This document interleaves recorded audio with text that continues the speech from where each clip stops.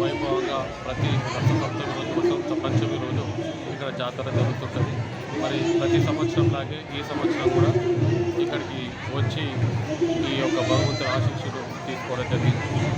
ఇక్కడ ప్రజలందరూ కూడా ఈ భగవంతుడు ఆశీర్వదించి పాడి పంటలు మంచి పంటలు భగవంతుని కోరుకుంటున్నారు. ధన్యవాదాలు.